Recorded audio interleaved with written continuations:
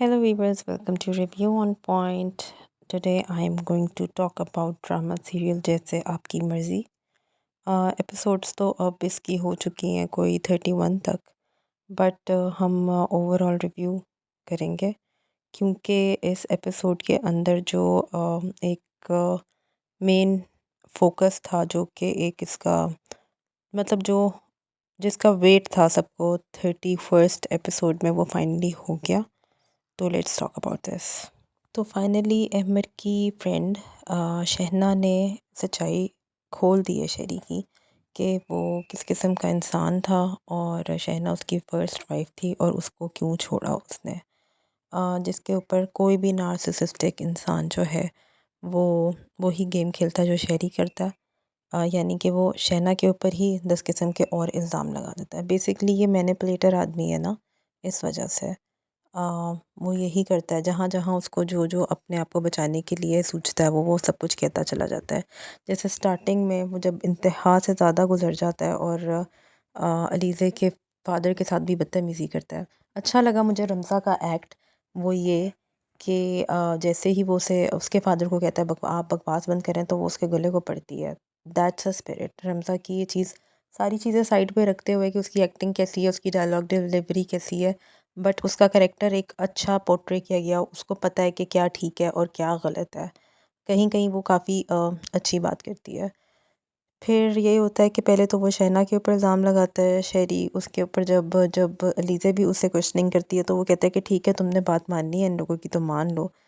मुझे भी कोई आके कहेगा कि तुम्हारी सलमान के साथ निकाह हुआ था तो मैं भी मान लूँगा। अगेन एक और ट्रिगरिंग पॉइंट जो कि इस किस्म के इंसान नॉर्मली देखने में आता है कि वो ब्लेम गेम खेलना शुरू कर देते हैं कि हम पे क्यों बात आ रही है, तो वो दूसरे को ही लेट डाउन करना शुरू कर देते हैं उल्टी सीधी बातें करके। और थर्ड जो इस एपिसोड के अंदर उसने अपनी खुल के असलियत दिखाई है वो यहाँ से दिखाई है कि जो घर वो अपना उसके नाम करने की कोशिश करता है अलीज़ा की मदर की, अब जब उसकी जान पे बन आई है और उसके पास कोई रास्ता नहीं, उसकी सच्चाई खुल गई है, तो वो लास्टली ये करता है कि वो उन्हें 48 आवर्स का टाइम देता है और कहता है कि निकलो मेरे घर से।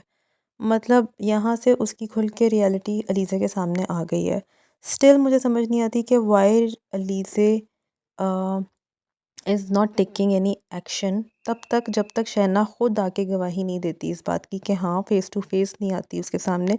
तब तक भी वो बेचारी लगी रहती है लीसा उसके साथ, सॉरी शेरी तुम जैसा करोगे। इवन कि वो यहाँ तक पहुँच जाती है कि मेरा कोई मैका नहीं है और वो रमज़ा को क्लियर कट ये बात कर देती है कि ना मेरी कोई बहन है और ना मेरे कोई माँ बाप है और तुम लोगों ने ये सब कुछ प्लान किया था ताकि मेरा घर तबाह हो जाए। मतलब इतनी ज़्यादा वो उसकी मोहब्बत में पागल कैसे हो सकती है। इट्स ओके, ठीक है, अंडरस्टैंडेबल है। औरतें ज़्यादा इमोशनल होती हैं, औरतें जल्दी अटैच हो जाती हैं, बट स्टिल एक पढ़ी लिखी औरत है। मगर मे बी शायद राइटर का यही दिखाने का मकसद था कि आहिस्ता आहिस्ता इस किस्म के रिलेशनशिप में रहने से औरतें किस किस तरह से डैमेज होती हैं, कितनी वो मेंटली तौर पे हर्ट होती हैं, कितनी वो फिज़िकली तौर पे हर्ट होती हैं।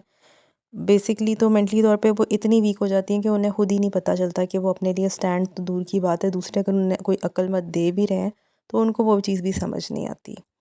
बहुत अच्छा पोर्ट्रे दिखाया गया अलीज़े का भी। बहुत सारी औरतें इस सारे सिनेरियो से गुज़रती हैं। ये एक नॉर्मल नॉर्मल हो एक बात है। दुनिया में जहाँ पे भी देखा जाए ज़्यादातर हस्बैंड इसी किस्म के दिखाए जाते हैं। बट आई एम ग्लैड कि फाइनली अलीज़ा के सामने सच्चाई आती है और अब वो अपने लिए स्टैंड लेगी।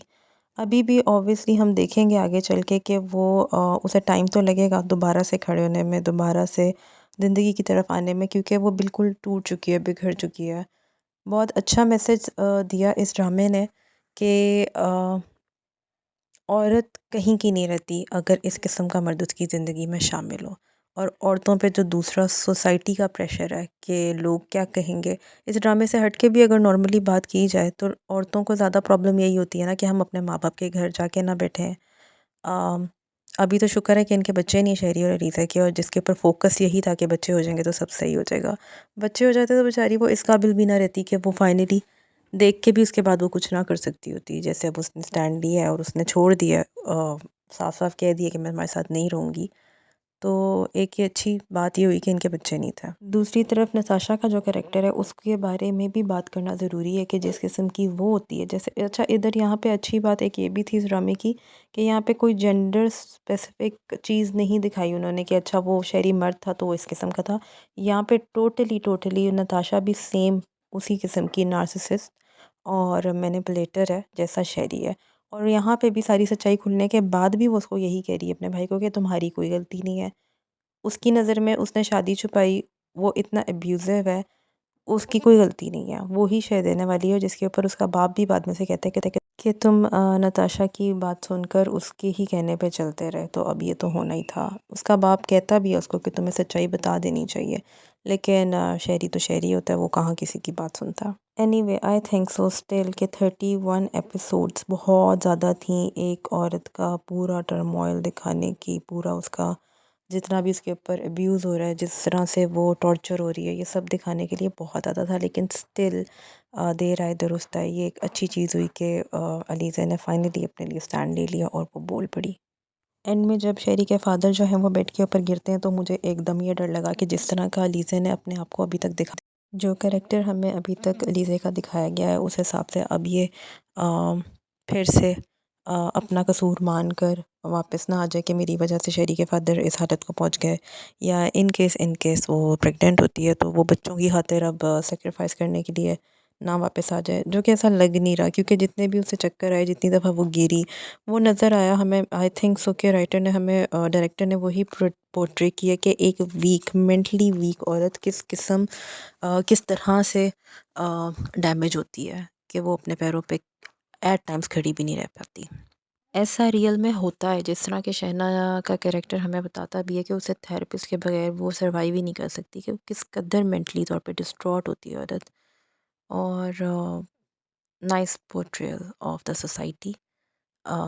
थोड़ा सा है मसला अलीज़ा के कैरेक्टर में, जो कि स्टार्टिंग में बहुत था कि एक इंडिपेंडेंट औरत को क्या ज़रूरत है अ, इस तरह से बिहेव करने की जिस तरह से अलीज़ा करती है, और हर बात वो उसकी मानती चली जाती है। मतलब अलीज़ा इतनी प्रोग्रेसिव थी, उसका बाप उसकी इतनी साइड लेता है, एक प्रोग्रेसिव फैमिली से होती है, तो अगर वो ये फैसला पहले कर लेती कि वो शहरी जैसे इंसान के साथ नहीं रहना चाहती, तो मेरा नहीं ख्याल कि कोई इशू होता, क्योंकि औरतों के ऊपर सबसे ज़्यादा प्रेशर इसी बात का होता है ना कि माँ बाप परेशान ना हो, माँ बाप किस तरह सोसाइटी को फेस करेंगे। जैसे कि हमने स्टार्टिंग में तुम्हारे हुस्न के नाम में हमने देखा भी कि सलमा जो है वो वापस अपने एब्यूज़िव हस्बैंड के पास ही जाती है, सिर्फ सोसाइटी की वजह से, कि सोसाइटी को मेरे पेरेंट्स क्या जवाब देंगे। एनीवे ड्रामा जो है वो आई थिंक अब अपने इख्तिताम की तरफ है।